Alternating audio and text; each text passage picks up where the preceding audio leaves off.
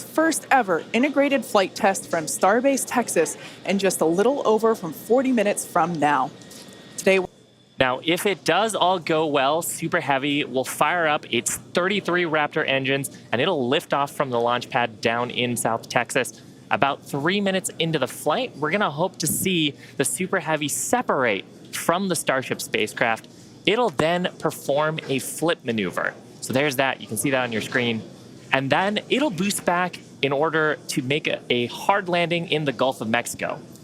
and while that's happening, we hope to see Starship's 6 second stage engines ignite and watch as Starship coasts for about an hour at altitudes ranging between 150 and 250 kilometers before re-entering Earth's atmosphere and make its own hard landing in the Pacific Ocean about 250-ish kilometers offshore. Starship actually has a third stage called Stage 0. It consists of all the launch pad infrastructure built around the rocket. You can see a great view of it there on your screen. It's truly an engineering feat in its own right. The booster alone stands about 70 meters tall and is about the same height as a fully integrated Falcon 9, but with a diameter roughly 2.5 times that of Falcon 9 and with 33 much larger engines. Yeah, and having those engines, and oh my gosh, I love this shot. We can see looking up into the launch mount at the 33 engines on the booster. Those are each of the Raptor engines that's going to power today's launch attempt. Yeah, this is an incredible view. One of my favorite views that we're going to get today. We don't have this kind of view on our Falcon 9 launches, so this is so exciting to see. You can even make out the paint markers indicating which engine is which. Like we said, there are 33 of them. Yeah, and they're a little bit different, Kate, than our Falcon engines. So on Falcon, we use a gas generator cycle. Here's a fantastic shot actually at the inner stage, so we can see the 6 engines that are on the ship side, 3 gimbaling in the middle, and then the vacuum engines. You can see 2 of them and the other ones on the other side of the cluster in the middle here. It stands 50 meters tall, a little taller than the Statue of Liberty.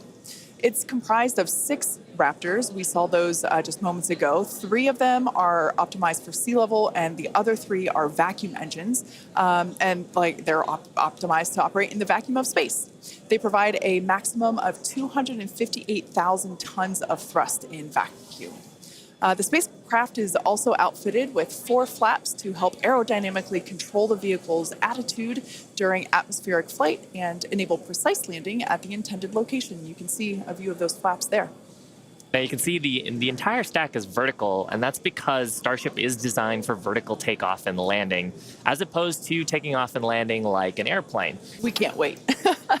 Starship is wrapped in a heat shield, which is composed of 18,000 hexagonal ceramic tiles designed to insulate the vehicle during atmospheric entry, where temperatures can be as high as 2,600 degrees Fahrenheit. The hex-shaped tiles, like these ones that we have here, roughly make up about 2/3 of the vehicle. There's a couple of different geometries. The one that I have is for the circular portions of the vehicle, so it has this curvature to it, and the one that Shiva has. Yeah, this kind is a hexagonal shape, and there's several thousand of these all across the body of the vehicle. And it's worth saying we need these because when a spacecraft re-enters from orbital velocity, it's going faster than the speed of sound and causes a lot of heat to build up that has to get dissipated by these heat shield tiles. Yeah, one thing that's really cool about these is they're super lightweight. Even just holding them, we're able to even just hear how hollow they are because of the construction. But they do a great job of dispersing that heat during that atmospheric reentry. In order to make life multiplanetary, we need a fully reusable vehicle that's capable of carrying a huge amount of cargo and a lot of people to orbit and have a pretty quick turnaround. The idea is to effectively reuse launch vehicles just like airplanes. Crowd is getting excited here in Hawthorne behind Mission Control, as you can hear. Now, imagine if you had to wait for a new airplane to be constructed every time you wanted to fly. You'd rarely go anywhere, and it would probably be completely unaffordable for most of us. In order for us to get to Mars and back with lots of people multiple times, reusability is a must.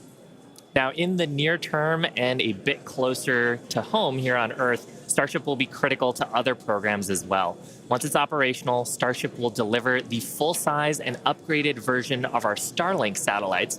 And that's super exciting because our next generation satellites represent a step forward in Starlink's capabilities and will provide more bandwidth and increased reliability Load has started on ship. to connect millions of people around the world with high-speed internet.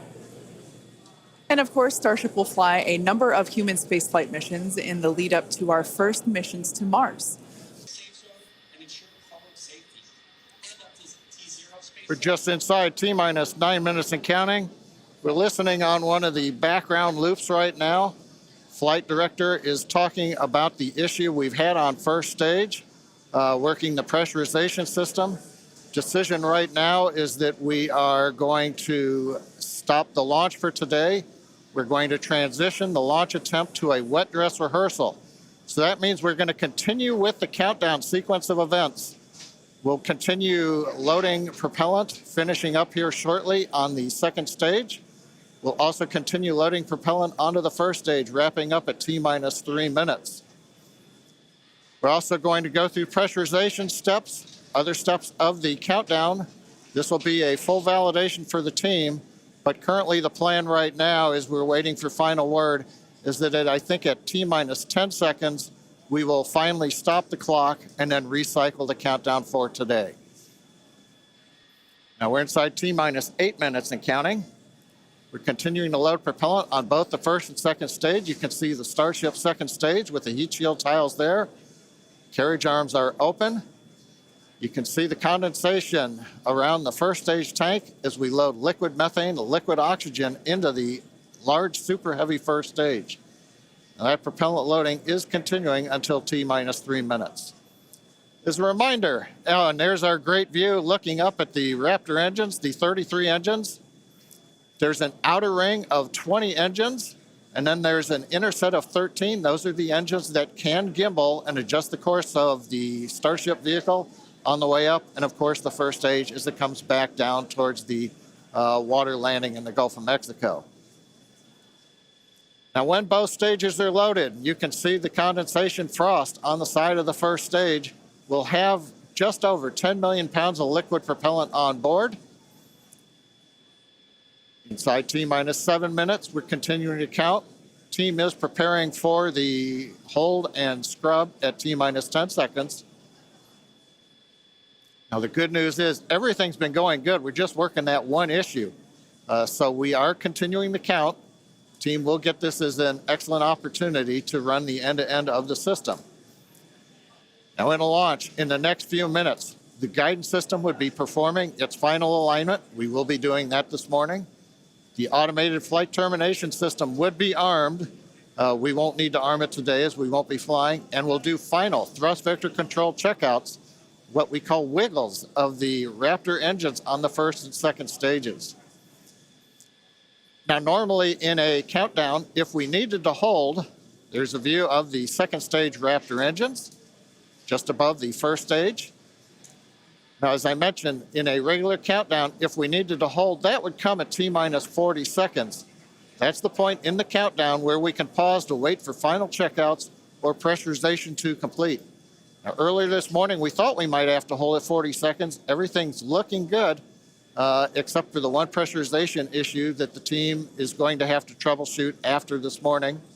So we won't stop at 40 seconds right now. We'll continue all the way down to 10 seconds, and then we'll go into a recycle.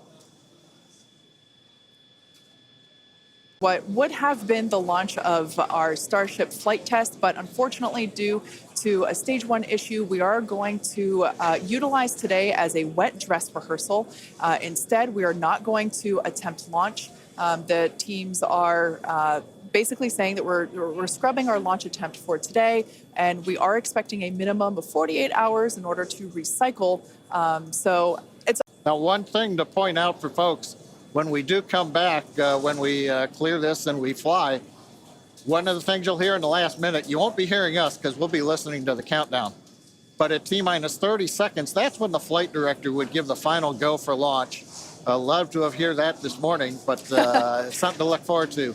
absolutely. The other thing to look at is at T-minus 6 seconds, we begin lighting the engines. Up on your monitor, you can see there T minus 40 seconds. We did hit the 40-second hold point, and they are holding for a moment. In the end, they will release that hold. We'll go the last 30 seconds. But yes, when we do get to day of launch, the last thing to look at is in the last 6 seconds, light the Raptor engines in succession. So unlike Falcon 9, we're going to have to do that a little longer. We're hearing right now the clock is going to hold here at T minus 40 seconds. The Super Heavy and Starship are looking good. So with that, Kate, it's been a fast-paced morning. We got through it fairly quickly. But at this point, we're going to have to call it a morning. Yeah, that's right. So for those of you that have recently just joined us, we unfortunately had a hold on the countdown today, and that is going to scrub our launch attempts. But we are expecting a minimum of 48 hours in order to recycle. So be sure to keep an eye on our social channels, and we'll share information as soon as it becomes available. Until then, stay safe, and we'll see you soon.